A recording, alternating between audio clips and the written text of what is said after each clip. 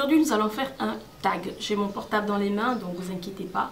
C'est parce qu'il y a les questions du tag sur le téléphone et c'est le tag vie secrète d'une youtubeuse. C'est un tag que je vois circuler sur internet qui m'a bien plu, il n'est pas trop long. Et comme là je suis en train d'attendre mes sœurs pour aller déjeuner. Donc voilà, nous allons commencer tout de suite par la première question. Ce tag compose 13 questions déjà.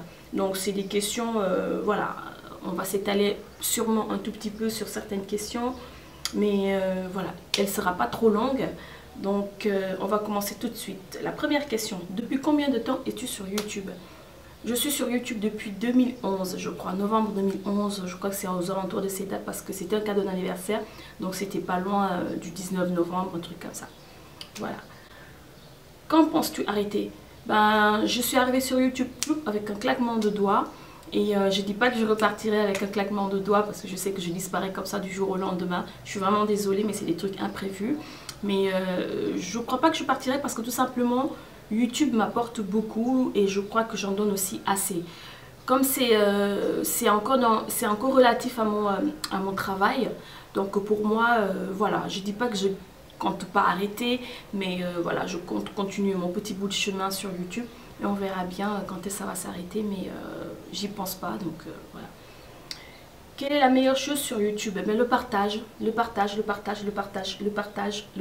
en premier qui vient de vous, mes abonnés. D'ailleurs, je vous remercie, je vous fais de gros bisous. Et sincèrement, je suis très contente d'avoir des abonnés comme vous. Vous êtes des abonnés en diamant, vous êtes vraiment Je sens dans les commentaires le respect surtout, je sens l'amitié, je sens l'amour, je sens un peu la complicité, je sens aussi la confiance parce que quand on me pose certaines questions, c'est les questions qu'on ne peut pas poser à n'importe qui ou à... Voilà. Donc, ce qui est bien, c'est vos commentaires, c'est l'échange, c'est les moments de rigolade, c'est plein de choses. C'est plein de choses, la vie sur YouTube change pas mal de choses dans les vidéos youtubeuses et aussi dans les vues aussi des abonnés, des personnes qui nous suivent. Sûrement on a changé la vie de quelqu'un, on a amélioré, pas changé catégoriquement mais amélioré. Et sur certaines chaînes, il y a certaines chaînes que je regarde, des fois je lis les commentaires ou j'ai des amies youtubeuses quand elles me parlent de leurs abonnés, les lettres qu'elles leur écrivent. C'est tout simplement des trucs de dingue. Moi aussi j'en ai des lettres comme ça, des gens qui me disent que j'ai changé pas mal, même avoir changé une toute petite routine de soins de visage ou de rouge à lèvres, pour moi c'est tout à fait le bonheur parce que ça contribue au bonheur de la personne. Donc pour moi ça peut être que du positif. Numéro 4. Quelle est la pire chose sur YouTube? Ben, la pire chose sur YouTube c'est... Déjà je ne tiens pas... Je donne pas trop d'importance à ces commentaires méchants. Ou par exemple quand vous postez une vidéo... On m'a fait la remarque d'ailleurs. J'ai posté une vidéo... La vidéo par exemple durait 12 minutes, je vous donne juste un exemple, durait 12 minutes. Je l'ai posté en ligne 3 minutes après, j'ai vu un pouce vers le bas. En 3 minutes, il n'a pas pu regarder une vidéo de 12 minutes, donc bref, voilà. C'est des trucs comme ça qui m'intriguent un peu. Je me demande si la personne par exemple a cliqué, elle a vu que ma tête ne lui plaisait pas, pourquoi elle est abonnée à ma chaîne? Pour moi, c'est tout aussi simple. Pourquoi tu t'abonnes à la chaîne de la personne? Je peux comprendre que tu aies une personne en face de toi, et que par exemple son feeling ne te plaît pas ou sa chat ne te plaît pas ou il y a plein de choses qui ne te plaisent pas. Dans ce cas tu te désabonnes, tu ne vas pas regarder une personne qui te met de mauvaise humeur, une personne qui t'énerve. Je peux imaginer qu'il y a des têtes qu'on voit des fois qui ne nous plaisent pas et qui tout simplement nous énervent, je peux comprendre, mais dans ce cas tu te désabonnes, tu ne suis pas la personne. Donc quand je vois ça, c'est vrai que ça m'intrigue. Et aussi les commentaires méchants, surtout les commentaires racistes. Des fois j'ai des commentaires racistes sur ma chaîne, je me dis mais on est où là? YouTube, c'est comme pour moi, comme si vous prenez une toute petite ville ou une grande ville. C'est comme si vous prenez Paris, le centre de Paris, et vous mettez des noirs, des jaunes, des métis, des rouges, des bleus, des verts, et on est tous là et on dit balancez ce que vous avez envie de partager avec le monde. Pour moi, c'est ça. Donc si on est raciste sur certains trucs sur YouTube, suivez les personnes qui vous intéressent dans ce cas-là. Ne me suivez pas si vous voyez que il y a bel et bien les images avant la vidéo. Si tu vois que c'est une black ou c'est une beurre ou c'est une jaune, c'est une verte, tu n'as pas envie de la suivre, ne regarde pas la vidéo. C'est tout aussi simple. Donc voilà, les commentaires racistes et aussi les commentaires méchants, non instructifs, c'est un truc aussi que je ne comprends pas. Moi, quand je critique une personne, c'est pour lui dire ce qui va aller de mieux sur ça. Donc je suis dans la philosophie là où la bonne critique c'est à prendre ou à laisser. Ça dépend de ce qu'on veut, de ce qu'on veut véhiculer, etc., etc., etc. Les crépages de chignons aussi entre youtubeuses.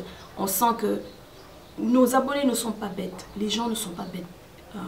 Les gens ne sont pas cons non plus. On peut faire confiance aux cons. Mais attends.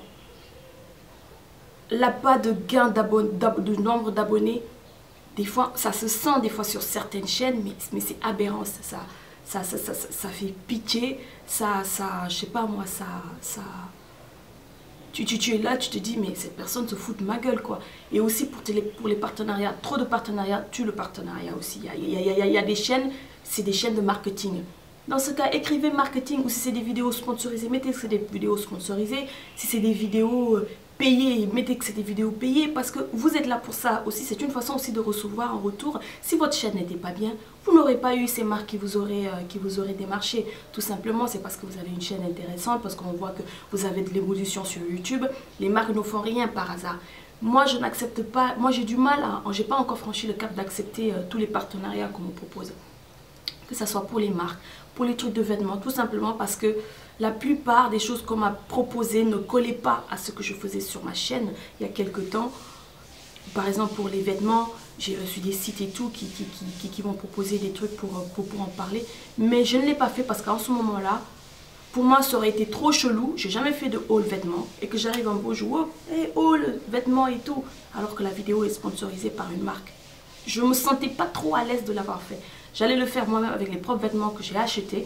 Et ensuite, si j'ai d'autres, si j'ai les marques qui reviennent et qui m'en parlent et qui me disent que voilà, on a envie de tester, je verrai si ça va déjà avec mon look, si ça va avec mon style, si c'est ce que j'aime mettre.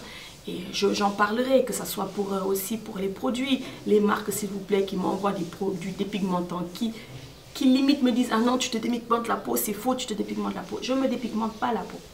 Arrêtez de m'envoyer des messages, je ne sais pas s'ils me regardent là, des trucs comme pour éclaircir, pour je sais pas quoi. Je ne suis pas dedans. La plupart, ce sont des marques asiatiques déjà. La notice, j'y comprends rien du tout. Le mail, il faut le traduire 10 000 fois pour pouvoir comprendre. Déjà, rien que ça, je zappe, je zappe, je zappe, je zappe.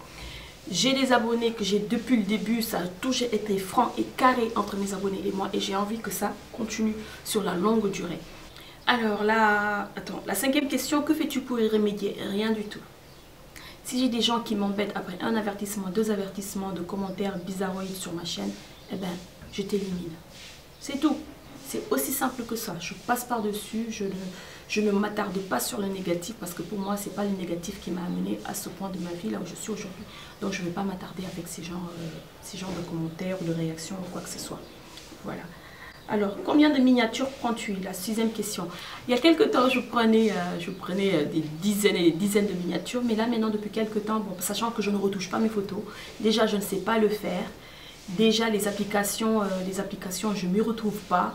J'avais plein d'applications à un moment sur mon portable pour retoucher les photos, pour améliorer la qualité et tout.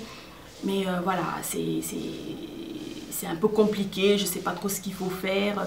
Et c'est vrai que c'est un peu aussi la paresse, je ne vais pas mentir, c'est la paresse. Et voilà, donc pour les miniatures, depuis quelques temps, je me suis améliorée. Maintenant, je peux en prendre 3 ou 4, sans compter quelques selfies après que je mets sur Instagram. Suivez-moi sur Instagram, je vous mettrai le nom et le lien quelque part dans la vidéo. La 7e question, quel est ton crush sur YouTube? Alors, mon crush sur YouTube, il y a pas mal de choses. Et je vais citer Nounette Maquillage, c'est une fille que j'aime beaucoup, que j'admire par son talent, par sa simplicité, par sa franchise, par sa réaction avec ses abonnés. Et sa personnalité me plaît vraiment, sa personnalité m'incarne un peu aussi. C'est une fille que j'aime bien. Et après, j'ai toujours la personne pour laquelle je suis aujourd'hui en une bonne partie sur YouTube, et aujourd'hui pourquoi je me maquille, je vous en parle tout le temps, c'est Lil Pumkai. Et voilà, Make Up Game On Point, pour moi c'est une référence sur YouTube, surtout en plus pour les peaux métissées et noires. C'est une fille que j'aime beaucoup, sa personnalité aussi. Et il y a pas mal de choses que j'aime bien sur YouTube.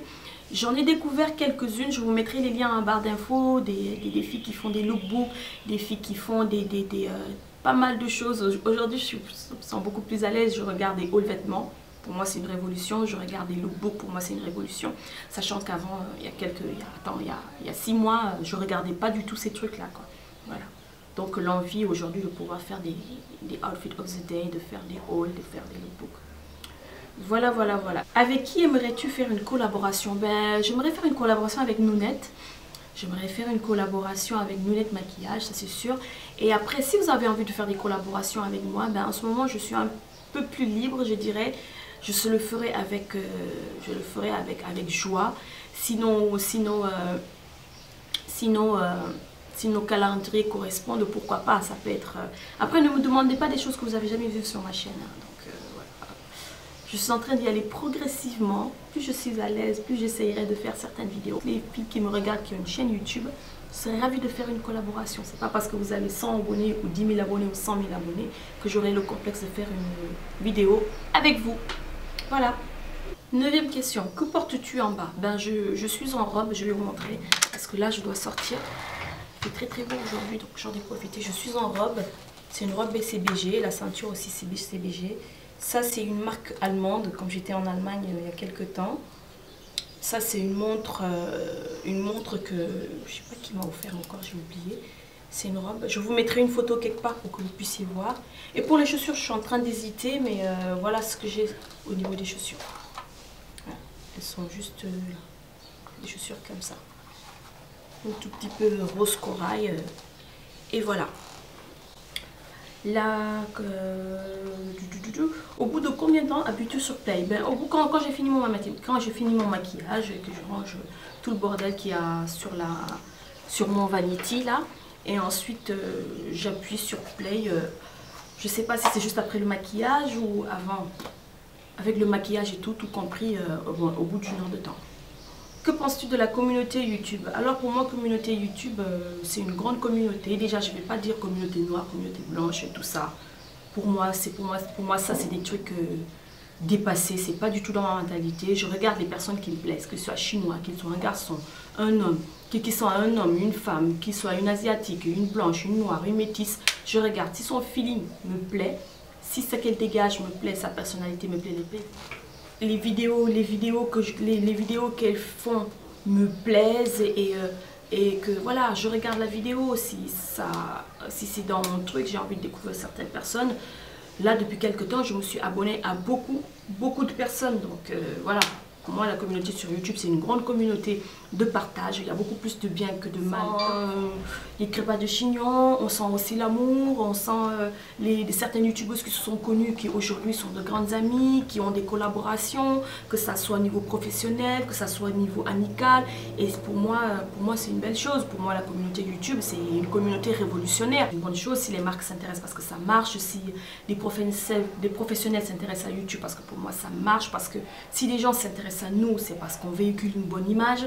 Donc pour moi, la communauté YouTube, c'est un kiff total, c'est voilà, c'est un partage, c'est un monde à part, c'est un monde des fois quand on ne connaît pas YouTube, les gens sont étonnés autour de nous, mais qu'est-ce qu'elle a YouTube et tout, mais une fois qu'on est là-dedans, on ne peut plus s'en passer, on rencontre des gens extraordinaires, on partage tout en étant à l'autre bout du monde, voilà, pour moi c'est révolutionnaire, comme Internet. YouTube, j'adore. Voilà. Alors, quel est le secret d'une chaîne YouTube à succès? Alors, c'est surtout pas la mienne. C'est surtout pas la mienne. Pourquoi? Parce que tout simplement, je suis régulière. Des fois, après, je suis pas régulière et tout. Donc, pour moi, c'est une partie aussi. Mais pour moi, le secret d'une bonne chaîne, c'est la qualité des vidéos. Ouais. La qualité des vidéos. Un bon contenu. Ouais. La personnalité.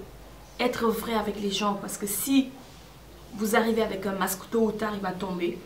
Et vous avez beau être voilà, le plus grand acteur et tout, mais voilà, il y a un moment, à moins que vous venez pour faire 6 mois. Si vous venez pour faire 6 mois, là encore c'est facile et encore. Et pour moi, ce sont les choses qui font que votre chaîne soit vraiment irréprochable. Après aussi, il y a le montage. Le montage peut être simple, le montage peut être sophistiqué, le montage peut être très girly. Moi, vous voyez mes montages, voilà, je suis beaucoup plus côté luminosité, côté luminosité côté arrière-plan. Maintenant j'essaye de varier un peu. Avant, au début de ma chaîne, vous avez vu, j'avais des arrière-plans un petit peu avec des strass, des trucs comme ça. Je trouvais que ça donnait pas trop, ça faisait trop. Donc au fur et à mesure je cherche, donc j'ai trouvé ça.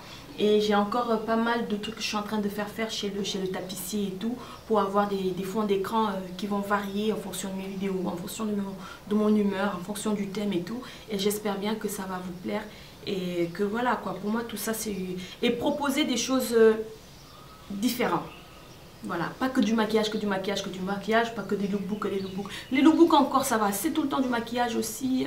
Je crois qu'on s'habille beaucoup plus qu'on se maquille. Donc il faut varier un peu, c'est ce que je suis en train de faire sur ma chaîne. Et voilà, donc pour moi c'est le secret d'une bonne chaîne, de faire des trucs originaux, d'être soi-même, faire différentes choses. Voilà. Et qui tag-tu pour celles... Et qui tag-tu? Ben, toutes celles qui ont envie de faire ce tag. Parce que pourquoi? Pour moi, bon... Pour moi, taguer des gens, c'est un peu démodé. Voilà, pour moi, c'est un peu démodé. Après, chacun son truc. Et c'est pas parce qu'on ne m'a pas tagué que je dis que c'est démodé de taguer les gens. Hein. Donc voilà, toutes celles qui ont une chaîne, qui ont envie de faire ce tag, Nounette Maquillage surtout. Donc voilà, je vous invite à faire ce tag et voir un peu ce que vous pensez de ces questions, les réponses que vous donnerez. Les personnes qui me suivent, les personnes que je suis, toute personne qui a une chaîne, je vous invite à faire ce tag. Donc j'espère que cette vidéo vous a plu et que voilà, que vous allez la partager, vous allez la commenter, vous allez liker. Si vous avez envie que je fasse d'autres tags, eh ben, je vous invite à tout simplement me donner l'intitulé. Je chercherai les questions sur internet avec plaisir. Je le ferai. Là, je dois aller à mon déjeuner parce que mes soeurs sont là. Je vous fais de gros bisous. Prenez soin de vous et à très vite pour une prochaine vidéo.